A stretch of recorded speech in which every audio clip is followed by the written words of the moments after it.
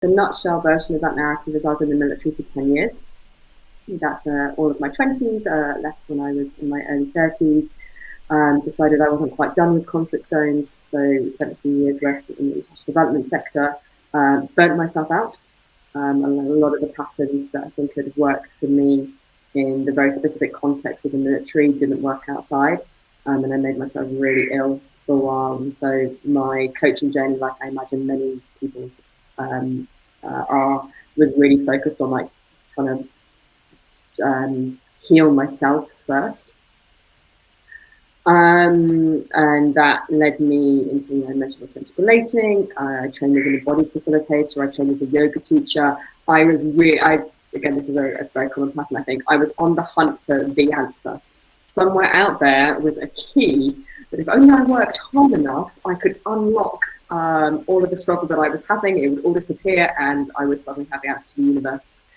And increasingly, particularly through embodied practice, I realized that that was not going to be the case, much to my disappointment. But then doing some work last year, I took a year off last year from training. The first time since I left full-time employment, I was not engaged in somebody else's training course.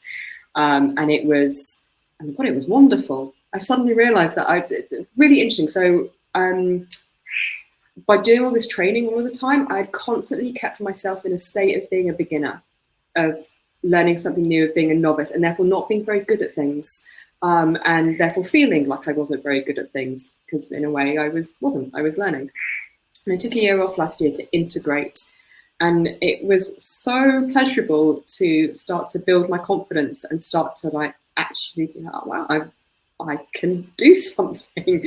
Actually giving myself time to like practice and integrate and embody it. But I also did a mastermind with one of my somatic mentors, and I was doing a lot of, I had this big thing for the year that I wanted to build a boat. So I know you guys come across Tad Hargrave and his analogy that, you know, you want to build a boat to take people from island A to island B. Except what a lot of us do is we collect planks. So I had authentic relating, and I had cyclical living, and I had yoga and Reiki and embodied coaching and emotional intelligence coaching and all of this stuff. But I was like, I want to build a boat. I want to have a sense of like how do all of these parts fit together? And it was doing some work around that I suddenly realized I can't even remember quite how it clicked. Just over the course of a couple of months, it was like, oh, of course it's perfectionism. That's my thing. Like that's, you know, if I had to boil so many of my wounds and struggles down into one little container, it's perfectionism. And I realized one day in conversation with somebody that I was my own ideal client, that the journey that I have been on, the journey that I'm still on, is the work that I want to do with other people.